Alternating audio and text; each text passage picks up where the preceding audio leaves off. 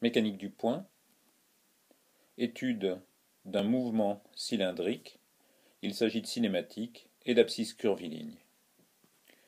Le mouvement est déterminé par petit r égale une constante, θ égale 3bt carré et z égale 4abt carré. A est en mètres, B est en seconde moins 2.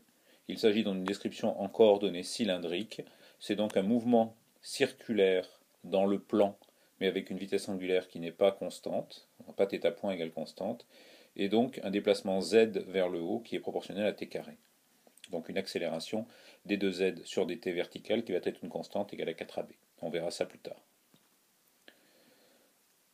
Une première étude, donc on a OM égale AUR plus 4 ABT carré K.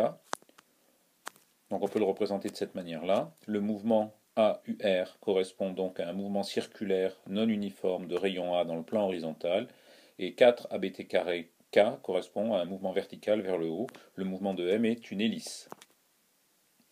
On se pose la question du vecteur vitesse qui va nous permettre d'aller plus loin dans l'étude. Le vecteur vitesse est égal à d de OM sur dt, et on obtient pour ça donc un vecteur vitesse v, tout calcul fait, qui vaut 6 abt uθ plus 8 abt k. Propriété essentielle du vecteur vitesse, il est dans un plan vertical engendré par les deux vecteurs que sont uθ et k. C'est un plan tournant avec le vecteur uθ, mais c'est un plan qui est toujours vertical, et dans lequel se trouve le vecteur v. À partir de là, on peut faire le calcul du pas de l'hélice, qui est donc la distance que l'on a entre deux tours. On a progressé de z lorsqu'on a fait un tour complet. Donc le pas de l'hélice, c'est la distance parcourue verticalement dz lorsque l'on a fait une rotation de dθ. Donc c'est dz sur dθ. Ce qui revient à dire que c est égal à dz sur dt que multiplie dt sur dθ, et que c est essentiellement le rapport de la vitesse vers le haut divisé par la vitesse angulaire. Toujours la même chose, quelle est la progression verticale lorsque l'on tourne, dz sur dθ. Ici, spécifiquement, on obtient c égale 8abt sur 6bt, et donc on a un pas de l'hélice qui est constant pour ce mouvement, qui est égal à 4/3 de a, en mètres bien entendu. On peut aussi se poser la question de quel est le vecteur taux tangent à la trajectoire. Ce vecteur taux tangent à la trajectoire est par définition collinaire avec lui-même un vecteur tangent à la trajectoire. Il suffit donc pour l'obtenir de diviser le vecteur vitesse par sa norme. Là encore, tout calcul fait, on s'aperçoit que taux est égal à 3/5 de uθ plus 4/5 de k.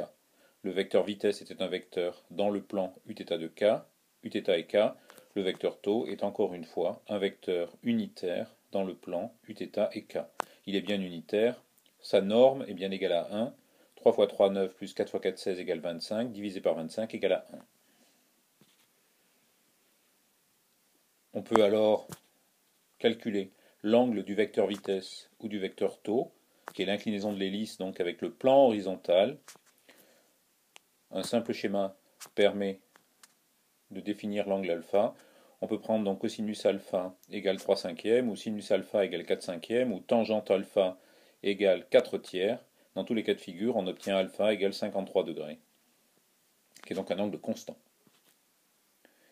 À partir de là, on peut calculer la distance parcourue par le point M le long de l'hélice.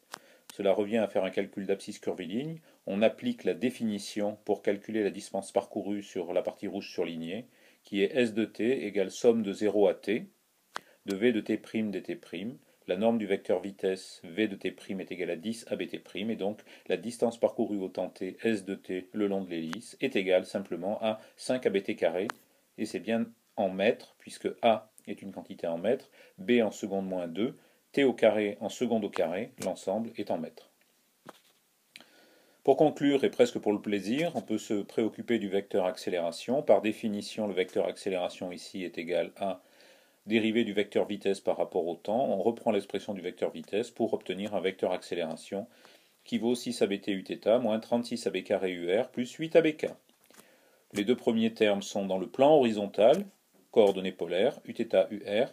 Le dernier terme est l'accélération suivant l'axe vertical. on peut en profiter pour faire une représentation de ce vecteur en décomposant donc la vue de dessus dans laquelle on voit le vecteur A horizontal AH avec ses deux composantes AU θ orthoradiale et la composante AUR qui est radiale. Et par ailleurs, une composante AV qui est la composante verticale suivant le vecteur K unitaire vers le haut et on a 8 ABK.